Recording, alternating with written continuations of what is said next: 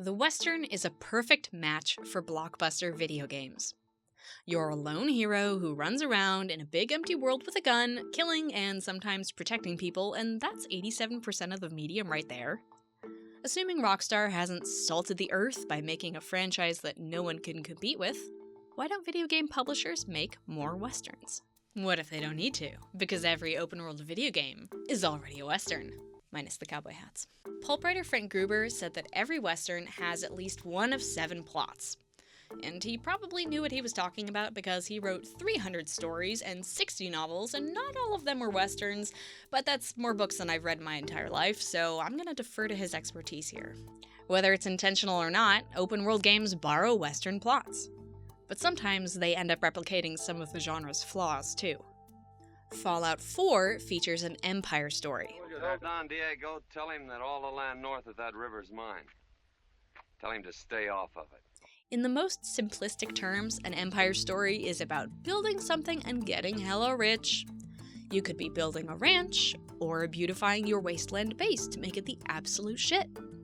Or you could be renovating all of Rome, like in Assassin's Creed Brotherhood.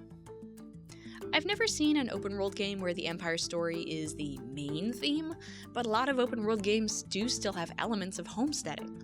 Even Breath of the Wild has a questline about building up a small frontier town. For an outlaw story, a plot centering on criminals and criminal activities, look no further than the entire GTA series. Assassin's Creed 2 is a classic revenge story.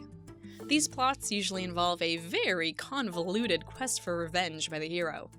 In the opening hour, Ezio's father and brothers are murdered, so he spends the next 20 hours punishing everyone involved in this betrayal. You don't understand, kid. You're under arrest. Most Far Cry games are martial stories. These plots usually center on the lawman and his struggles to bring order to a remote, lawless place.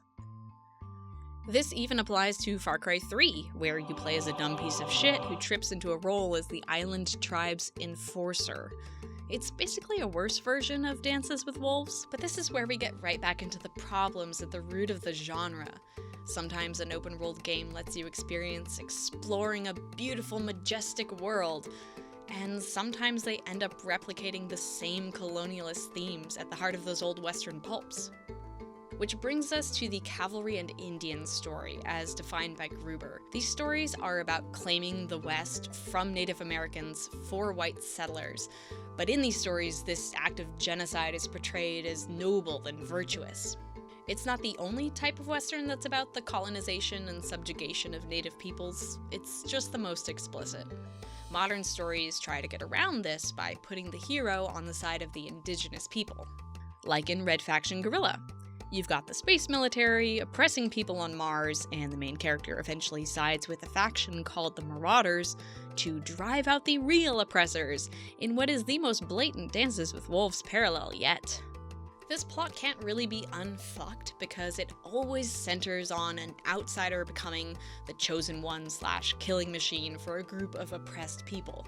The only 2 plots that I would say aren't as prevalent in games specifically are the Union Pacific story and the ranch story, and that's just because they don't necessarily line up so neatly with the exploration that we demand from open world games. But, just like the Empire story, they still crop up.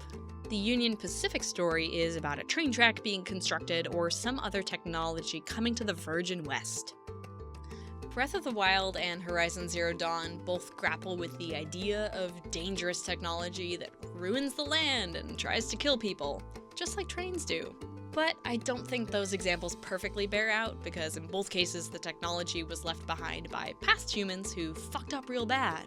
Last but not least, ranch stories are about protecting your homestead, either from thieves or from the unrelenting range baron. That takes us back to Fallout 4, where the aptly named Sanctuary must be defended from raiders.